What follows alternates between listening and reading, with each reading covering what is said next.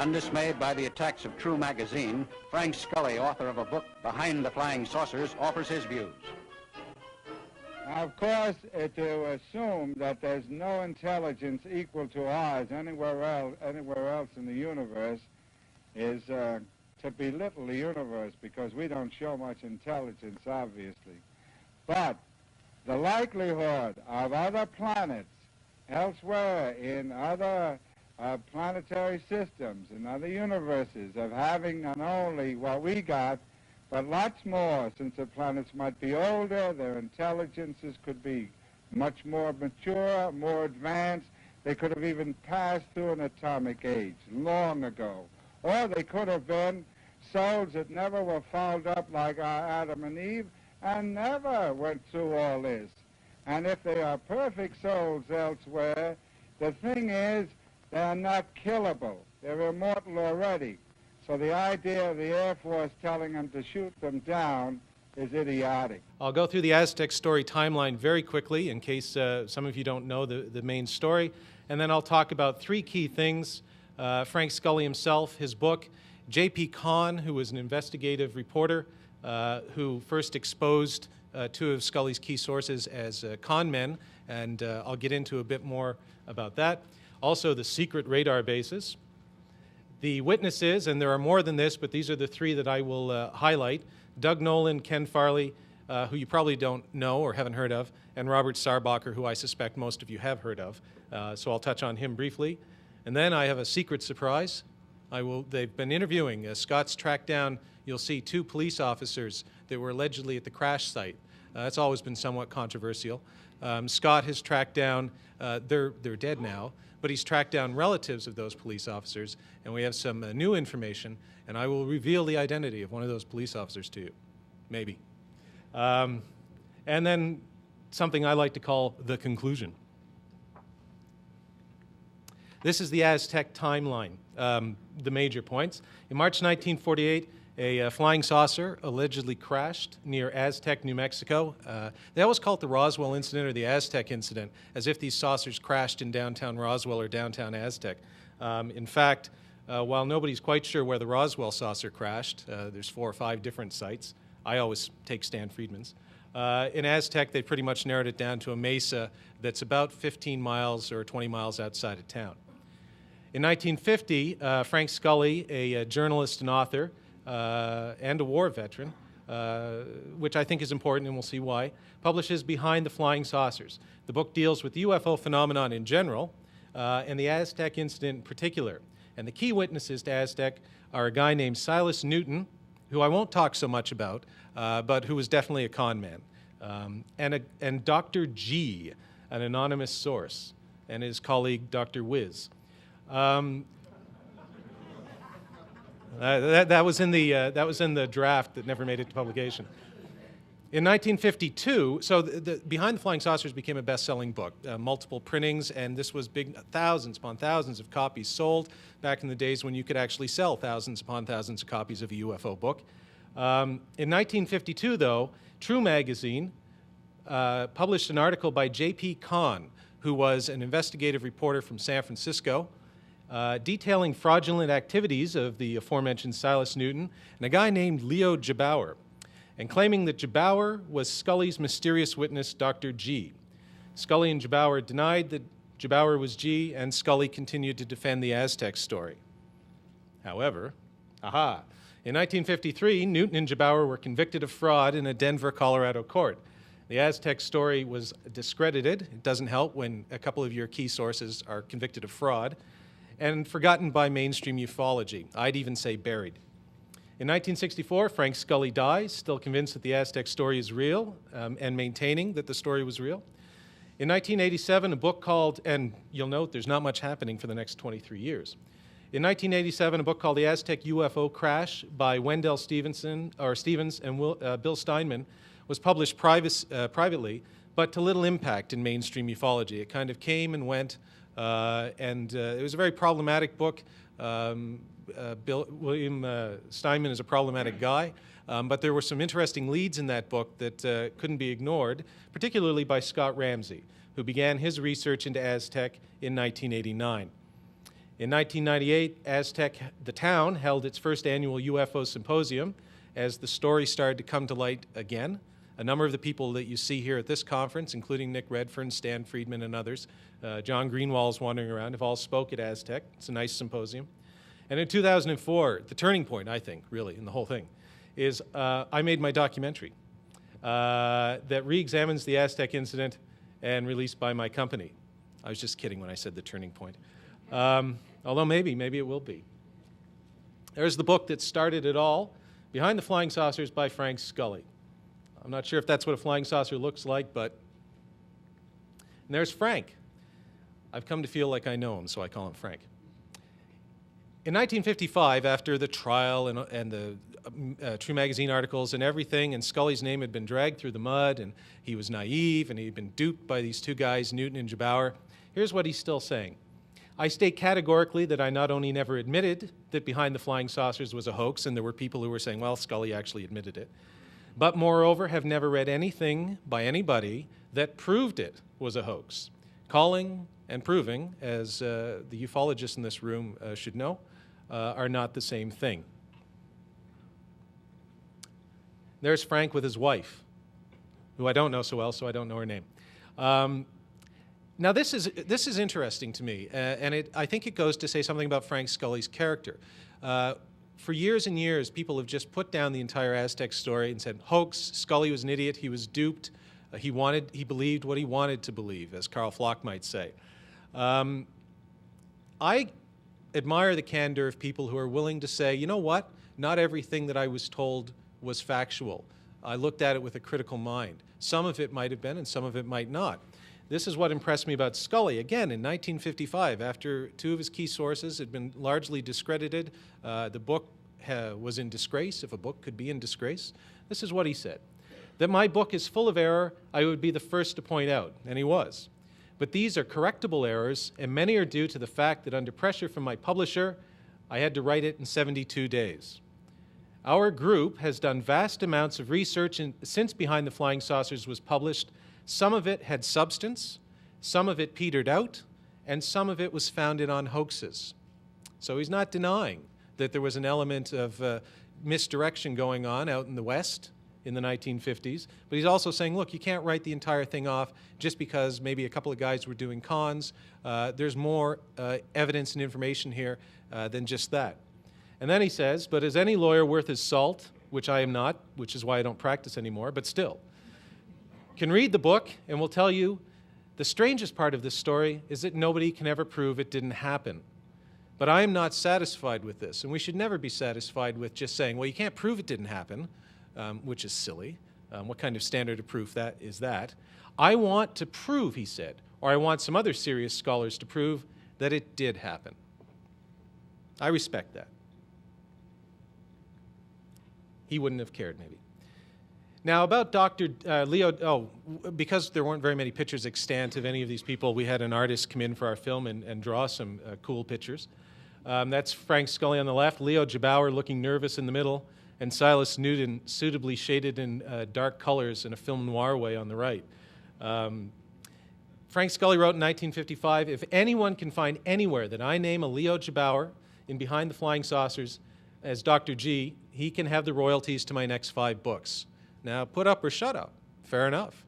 Stan Friedman did that with Phil Klass once, and Stan won $1,000, which is cool. I like people who have the guts to go out and say, if you can prove it, if it's there, I'll pay up.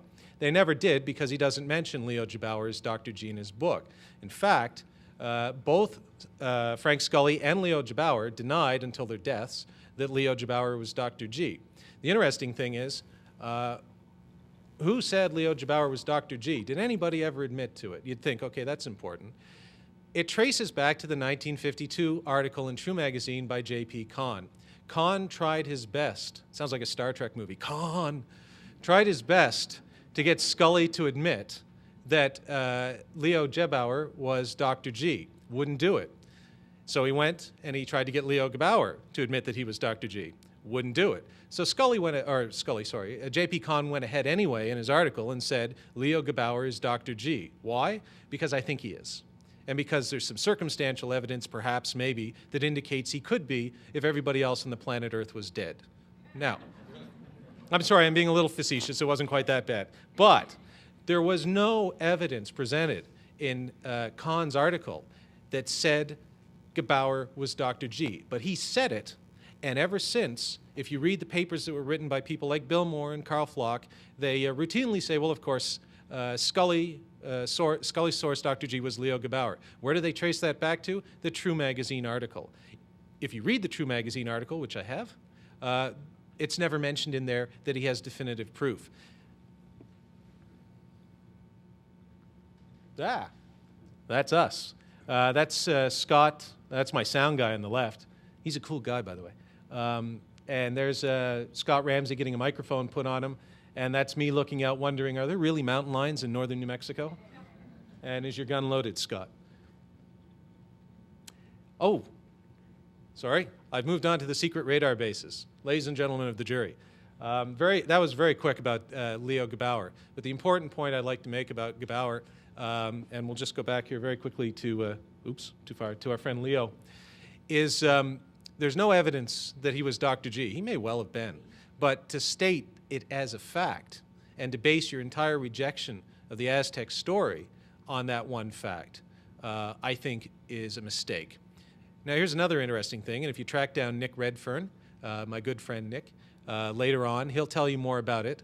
But Gebauer, this con man, this simple con man, as the debunkers would have us believe, had a 400-page FBI file. 400 pages. I bet Stan doesn't have a 400-page FBI file, although we don't know. The interesting thing about Gebauer is I'd like to call him as a witness, and because he's dead, I would read from the transcript, his FBI file. Unfortunately, I can only read the boring bits, those 200 pages that the government has declassified. The other 200 pages of this simple con man, 50 years later, are still classified for reasons of national security. Now, I'm not a conspiracy freak, but even a dumb Nova Scotian boy like myself knows that 50 years later, when 200 pages of your FBI file are still classified for national security, you might be something more than just a simple con man. I'm just, you know, sort of spitballing there. It's funny how as you get older, spitballing's good, but in grade 5, not good. This is us, anyway. That's a handsome guy on the right. Secret radar bases. Now, the interesting thing is, once you've sort of called into question the whole hoax thing, was it just a hoax? Couldn't we move beyond that? It's important to look at other evidence. Look at Scully's book. Look at what Scully was saying in the 1950s, when he would give speeches or other writings, and see if you can find things in the book or in his other writings and speeches that could not be verified then unless you knew something on the inside, but that we can verify now. Well, what happened is Scott Ramsey went out and he said, well, look, there's this thing about secret radar bases. Scully mentioned secret radar bases. And he says his source, Dr. G, who Scully said were 8 scientists. It's a composite he used to protect the identity of his 8 scientists. Now, as Stan Friedman will say, I've heard Stan a lot, so I quote him, you know, we don't know who Deep Throat is, but that doesn't mean what he said was incorrect. Journalists often use, as we all know, cover names to protect their sources. So that's what Scully always said. Dr. G was a cover name to protect these 8 scientists. Anyway, one of the things that apparently the 8 scientists told him were there were these secret radar bases in northern New Mexico to protect Los Alamos and Sandia and Kirtland Air Force Base. Well, for years the debunkers said, of course not. There's no secret radar bases up there. Hooey. Well, Scott went looking for the secret radar bases, thinking if I can find them, then that means maybe Scully knew something that he only could have known if somebody on the inside had told him. Well, guess what? Scott found them. All you had to do was a little research. They're there. They're at Alvado in northern New Mexico, not too far from Dulce, one in Continental Divide, and one in Moriarty, all in New Mexico. But Scott had a problem. The bases, according to the Air Force, weren't active until 1950. The Aztec incident happened in 1948. That's a problem. But Scott read the reports. It's always important to actually read the reports. And in the reports, it said, well, in 1950, here's the Air Force coming in with these brand new bases, and they're talking about replacing all the equipment in them. Well, now, we Canadians like to make fun of you good folks down here about overspending on your military.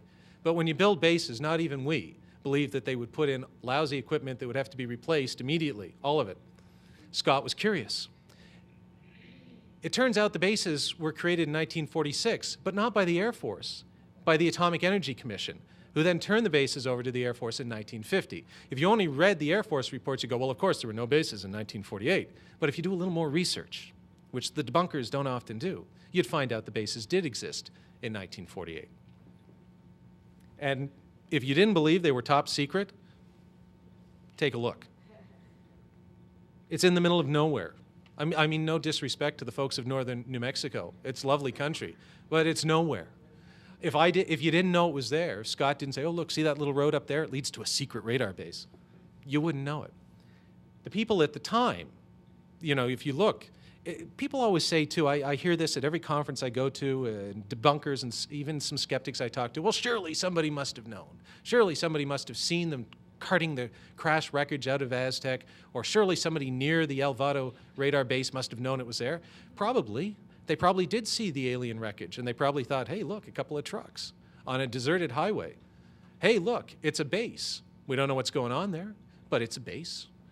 But that doesn't mean that these things weren't secret and that they couldn't be kept secret. We're going to talk about a couple of witnesses that Scott has tracked down. Oh, there he is. Oh, this is the crash site again, out in the middle of nowhere. That's us. They have a plaque there. You can go sort of read it. Again, middle of nowhere. Right, witnesses, Ken Farley and Doug Nolan. Very quickly, you see two police officers there, or representations thereof. The whole controversy over the two police officers is the story was that Scott had run into. He interviewed this guy named Ken Farley in 1999, I believe. And Ken was getting on in years and dying. And Ken said, look, I was there. I saw the crash saucer, a whole bunch of good details. But then he said to Scott, and there were two police officers at the crash site. And Scott said, well, that's all very interesting. But as he walked away, he thought, well, two police officers, you couldn't get two police officers up there now. I mean, no offense to the good law enforcement people of northern New Mexico, but if you call 911, you'd be hard-pressed to get one police officer out there in a speedy time. It's, again, in the middle of nowhere. Back then, too, well, that seemed a little odd to Scott, so he put it in his gray basket. A couple years later, he interviewed another witness, Doug Nolan. And Doug told a very similar story to Ken Farley, including two police officers, one older, one younger. Turns out the younger one was from Cuba, New Mexico. The older one was the local law enforcement officer. But there you have, and in the legal world, this is something we love. One witness is good. If you have a witness that can back up what that witness just said, he doesn't know him, they've never met, Farley and Nolan had never met. Independent corroboration, that's important. And especially on a detail like two police officers when you wouldn't have expected to find two police officers at the crash site. So that's a really brief synopsis of it. But now I'm going to reveal the police officer. Oh, no, I'm sorry. I lied. That's just me. But I really look good in my old Mountie uniform, so I just thought I'd throw that in. I had more hair back then, and I was an awful lot thinner. Sorry. Last witness. The good old days. Last witness, Robert Sarbacher. And I mentioned Dr. Sarbacher, who most of you probably know, for a couple of reasons. One, as a Canadian, it's always nice to throw a Canadian angle in. And Sarbacher came to light through the work of Wilbert Smith, Canadian government civil servant, who was interested in flying saucers and geomagnetics, which was his area of expertise, and tracked him down in the 1950s and asked him a few questions about the UFO phenomenon. And specifically, this is how it relates to Aztec, Wilbert Smith had read Scully's book, Behind the Flying Saucers. And he said, I have read Scully's book and would like to know how much is true. And Sarbacher said, the facts reported in the book are substantially correct. And Smith said, then the saucers do exist? And Sarbacher said, yes, they exist. So here's a government scientist from the United States telling a government scientist from Canada, hey, the facts in Scully's book, which by then had been largely discredited in the public eye, are substantially correct. And yes, the flying saucers do exist. He went on, because the Woods are great MJ-12 people. I'll briefly mention MJ-12, because I've also done a documentary on that, which is for sale downstairs, cheaply priced. Sarbacher continued, flying saucers exist. It's the most highly classified matter in the United States, rated higher than the H-bomb. The modus operandi is unknown, but concentrated effort being made by a small group headed by Dr. Vannevar Bush of Majestic 12 fame. And the entire matter is considered by the United States government to be of tremendous significance.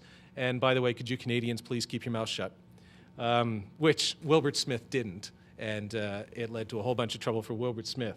But we're troublesome people north of the border. We're not too keen on secrets. But the Pentagonians are. I love the good old days when they'd say things like the Pentagonians and the Saucerians. That kind of language we miss. I think ufology misses that today. There's a certain elegance to it. But here's Frank Scully in 1955. The Pentagonians have not given us the whole truth about the Saucerian mystery. Remember, again, this is after he'd been dragged through the mud as participating or an unwilling participant in a hoax. It must be consoling to them to get a new crop each year to attempt to tear down the Scully bastion.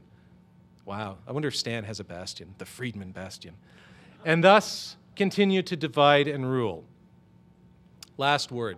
When I was doing my research into the Majestic 12 documentary, Do You Believe in Magic?, I came upon, and I think ufologists often believe, because they live in a bit of an insular world where everybody knows most of the basic facts, that the rest of us out there know all those facts as well, like the Robertson panel, from the CIA's panel from 1952-53, that largely debunked the UFO phenomenon.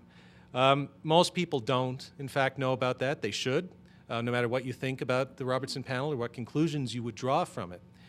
But when you place it against what Scully's saying here, and against some of the things that come out when you're looking at Majestic 12, or Aztec, or Roswell, or anything, you can find this on the CIA's website, by the way. They're very obliging.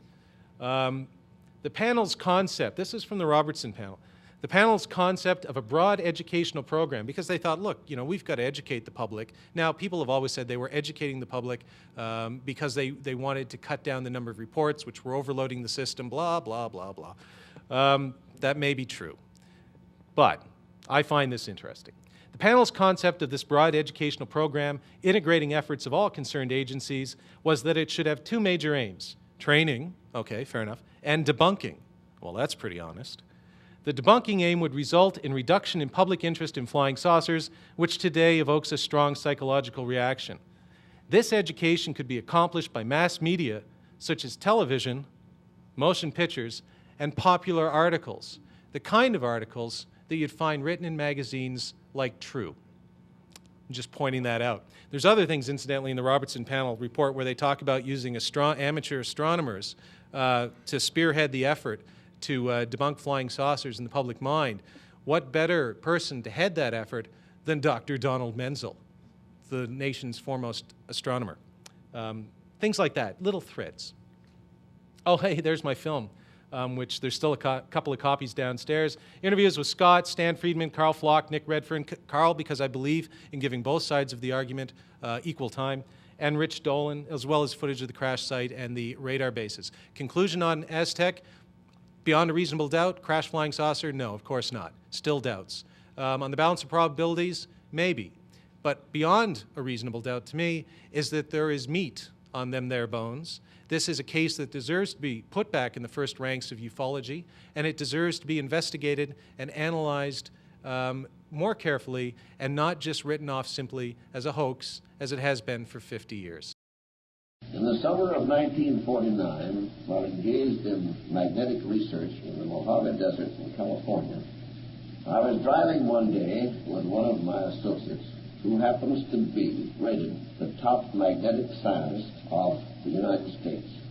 In conversation with this gentleman, I had occasion to mention a report about flying saucers. I said, "Doctor, do you happen to know anything about them?" His answer was startling. He said to me, "I thought about you last week when I came down from Denver to Phoenix. When I passed Aztec, New Mexico, I said to my wife, I wish Si was here because I would take him out and show him where the first flying saucer landed in the United States." I said, "Doctor, do you mean to tell me that one of these ships landed and that the American people don't know anything about it?" He said, "2 telescopes saw this flying saucer, or an unidentified ship, and they watched its position on the telescope and estimated approximately where it would land. Within 2 to 3 hours after the landing, Air Force officials reached the flying field at Durango and took off in their search for this object. When they found it, it was in a very rocky, high plateau territory about 16 miles east of Aztec, New Mexico. They immediately threw a guard around it, and about 7 of our magnetic group of scientists were called in to examine this strange ship. When we arrived on the ground, we decided that the best thing to do was not to touch it or try to get into it. We studied the ship from a distance for a matter of 2 days. We even went so far as to bombard the ship with cosmic rays with an idea that if there was any danger to be developed, we wanted to find it out, if possible, before examining the ship at close quarters. Finally, we decided that it was probably safe, as nothing had happened or transpired inside the ship to indicate that there was life therein, and we began a closer examination. Apparently, there was no door to what unquestionably was the cabin. We found a broken porthole of what appeared at first examination to be glass. But on closer examination, we found it was a good deal different from any glass in this country. Finally, we used a large pole and rammed a hole through this portion of the ship.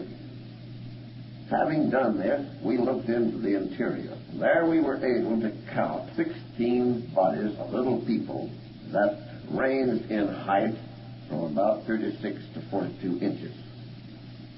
We assumed that there must be a door of some kind, so we prodded around with the pole which we had pushed through the opening made through the broken porthole, and on the opposite side from the broken porthole, we found a knob, or a double knob to be exact, on the wall, and when we pushed against that, to our amazement and surprise, what turned out to be the door flew open. This enabled us to get into the ship. We took the little bodies out and laid them on the ground. We examined their clothing.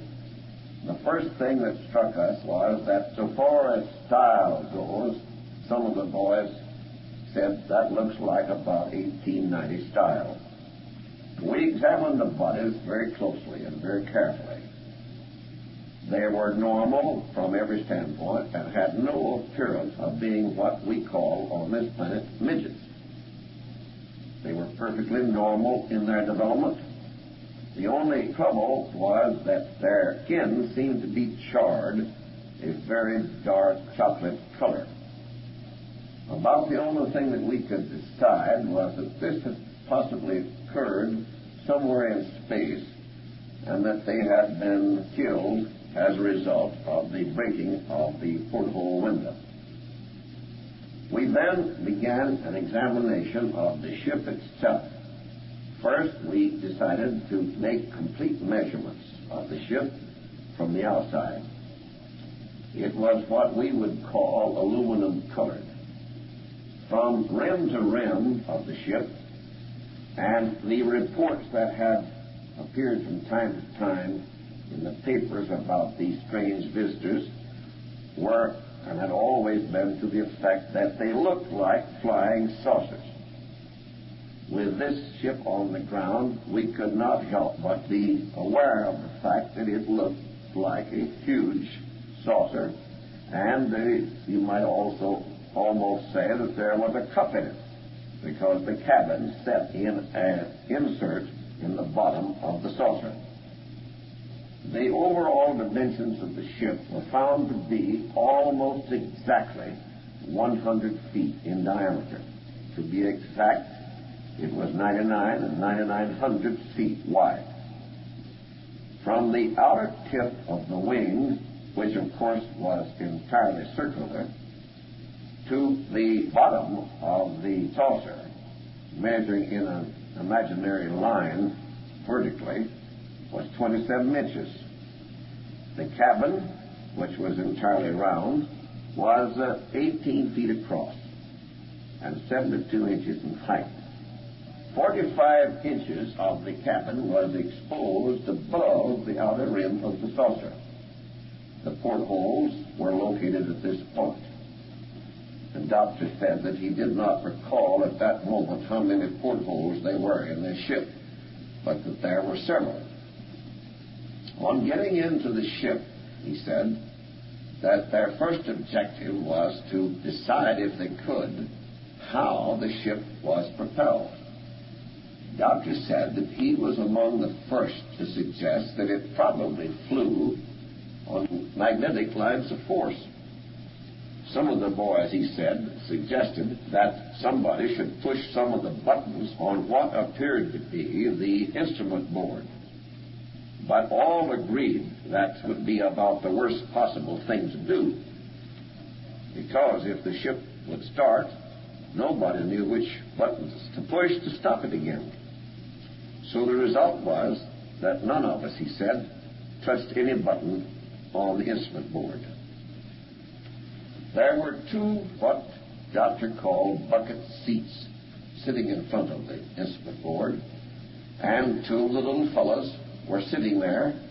They had fallen over face down on the instrument board. Now it appeared that this ship, if flying on magnetic lines of force, must have had an automatic type of control, so that when it became in danger, when it did not have available its occupants in a position to operate it, simply settled quietly to Earth, it already having flown into our atmospheric area. Now, none of us could arrive at any conclusion as to when or how this window had broken, or at what possible point in space could these occupants have been killed. The simple facts were that there they were, and we proceeded with the further examination of the interior of the ship. We found some pamphlets or booklets which in all probability dealt with navigation problems. However, we were unable to decipher any of the writing which we judged to be a pictorial type of writing. All of these booklets were turned over to certain officials of the Air Force, who in turn reported that they were going to have them placed in the hands of men experienced in translating work of this kind. I asked the doctor immediately if he had heard of any success. He said at the latest report there had been no headway made of any kind in working out a translation of the written subject matter of the booklets. He said there were not any maps, and he said so far as they could determine, there was not an instrument of destruction or any kind of firearms as we know them inside the ship.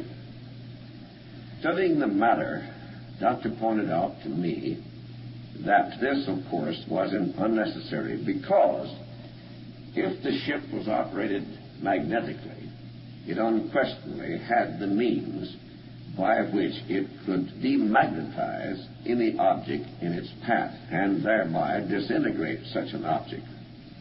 This, of course, would be possible both as human beings on this earth or, for that matter, any form of matter which they came in contact with on this planet.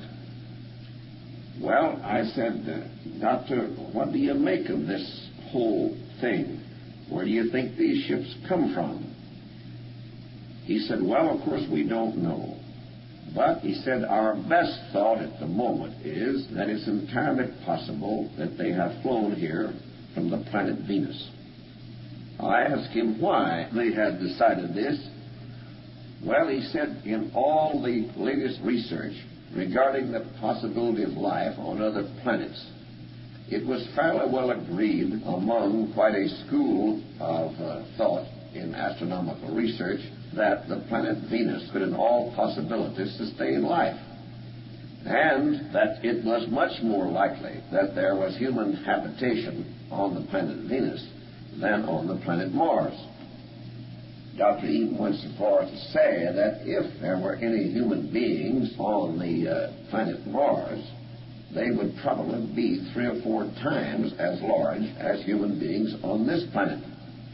And since these people range in height from about 36 to 42 inches, that, of course, ruled out, in their judgment, Mars. Day after day, over the period of the next 90 days following this first talk about this spaceship, or as we came to talk of it, this flying saucer, I made it my business on all types of occasions, most of them when I was entirely alone with Doctor, and we were in the midst of research in our magnetic work. I came up with questions at the most inopportune times, because it must be understood that I felt that I owed it to myself to run this thing down to where I could finally decide whether or not this was a true story. And in telling my findings, I am not now going to try to follow any sequence of events, but simply recall all that I had to ask and note it here regardless of its possible order of inquiry. I said, Doctor, how were these ships constructed? He said, well, outer skin of the ship was what looked like aluminum, but on all the tests so far made, there was nothing that had been found by the scientists and experts who had checked into it to indicate that this was any form of aluminum that we know. He said that on the big ship, 2 or 3 men could lift one side of it, but in turn that as many as a dozen of them had crawled up on top of the wing and had made no impression on it whatever. He said that the Air Force, in wanting to move it, found out that they should dismantle it on the ground where they had found it, due to its size. And this began a most interesting study.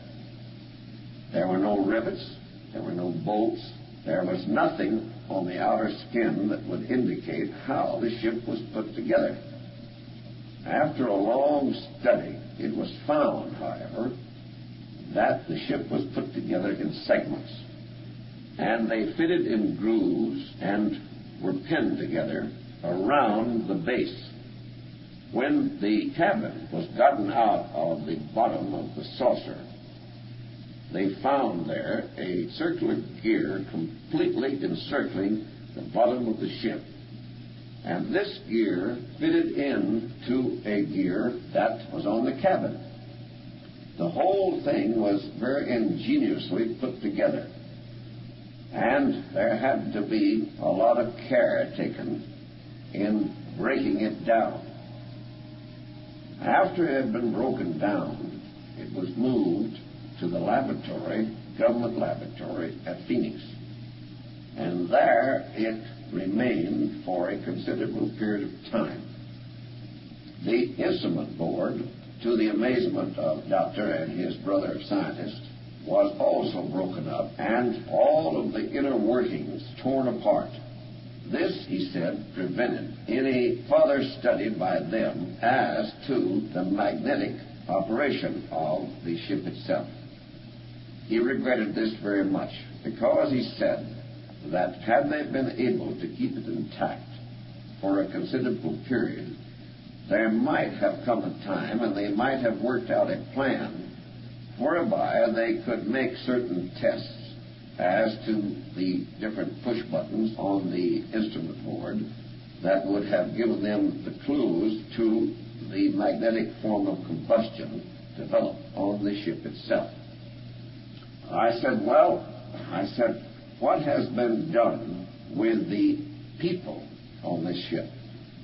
He said that some of them had been dissected and studied by the medical division of the Air Force, and that from reports that he had received, they had found that these little fellows were, in all respects, perfectly normal human beings.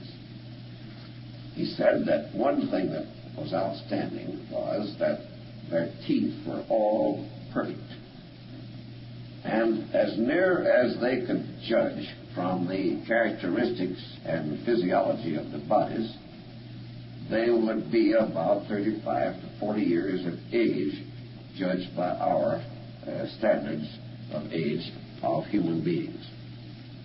He said that they all wore the same type of uniform, a dark blue garment, and they had metal buttons. He said it was significant that there was not any insignia of any kind on the collars or on the arms or on the caps of these people. So to all intents and purposes, all of them had the same rank. He said that it might, of course, be possible that they had different ranks among themselves that they were acquainted with, but by our standards of ranking, what we would call Air Force or Army people, there was nothing to indicate who they were nor what they were.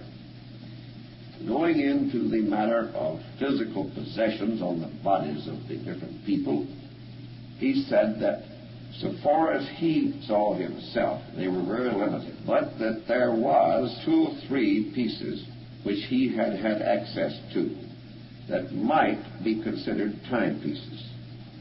And he said it was very interesting to study these timepieces because they seemed to do their work or functioning without any attention. He said they were about the size of a silver dollar in diameter and a little bit thicker, and that there were 4 markings, one at the top and one of what would be at 3 o'clock and 6 o'clock and 9 o'clock. And he said it was suddenly discovered that the inside part of the what they called the timepiece actually moved, but that it took a full magnetic month for it to complete its circle. Now he said, you know, of course, that a magnetic month is 23 hours and 58 minutes. A magnetic day is 23 hours and 58 minutes. And we found that the time it took to make this complete circumference was over 29 days, and figured out in hours and minutes totaled exactly that number of magnetic days. He said that there was what appeared to be food on this ship, and that these were little wafers. He said that they fed them to guinea pigs, and they seemed to thrive on them, and that on one occasion, one of these was put into a gallon container of boiling water, and it very quickly boiled over the sides. This was the only evidence of food on the ship. He said there were 2 containers on the ship that contained water, and on checking this water, they found it to be normal in all respects to our water, except it was about twice as heavy. The doctor recalled to me that there was a water in Norway that was about the weight of this water. As I stated a while ago, I continued to ask questions, and to my surprise, the doctor said, I want you to see these ships. And I said, do you mean ships? And he said, oh yes. He said, we have 3 of them. In fact, another ship landed near one of the proving grounds in Arizona, and when we got to it, the door was open on this ship, and on looking into it, there were 16 people in it also, and it was evident that they had not been dead more than 2 or 3 hours. I said, how do you determine the presence of these particular ships? He said, well, of course, you must understand that in the laboratories and also at Alamogordo and Los Alamos and at different parts of the country, we have telescope observers who are 24 hours a day watching the telescope for evidence of objects, ships flying in the sky. And everything that comes within the range of these telescopes are noted. He said that the dimensions of the 72-foot ship were comparable in degree to those of the 9,900-foot ship. And he said, we have decided that their mathematical system is in all probability the same as ours, because mathematical law should follow for all the planets in this solar system. And he said, our reason for thinking this is because we were all struck with the fact that when the measurements of the ship in all of its parts were broken down, we found that they follow what we call the system of nines. Whereupon the doctor went to considerable length to explain to me the mathematical system of nines. And he said we had to decide and conclude from this clue that in all probability they used a system of mathematics similar to ours in this respect. He said, by the way, he said, one of these little ships landed right up above Phoenix in Paradise Valley. And he said, we got out to it in a hurry, and actually, one of the little men was about half out of the escape door, or hatch, as Doctor called it, and he was dead. The other little fellow, there only being 2 people on this ship, was sitting in his seat at the control board. This ship was 36 feet in diameter, and the size of the cabin and all the rest of the dimensions balanced out on the same system of nines that had been found in the other ships. I said, did they have any sleeping quarters, or did they have any toilet facilities? And he immediately explained that on the 72-foot ship, there was a very ingenious device by which they found, when they discovered how to operate it, were the sleeping quarters on this ship. He said there was pushed back in the wall what turned out to be a collapsible accordion-type screen. And as it was pulled out, it moved around in a half circle, and by the time it reached the wall of the circular cabin, little hammocks had dropped down from the wall of this screen, or accordion-like wall, and there were the sleeping quarters for these men.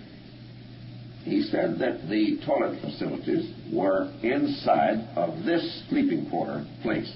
And he said that it was amazing when you looked at it to note how small it was, but for their purposes served exactly what they wanted.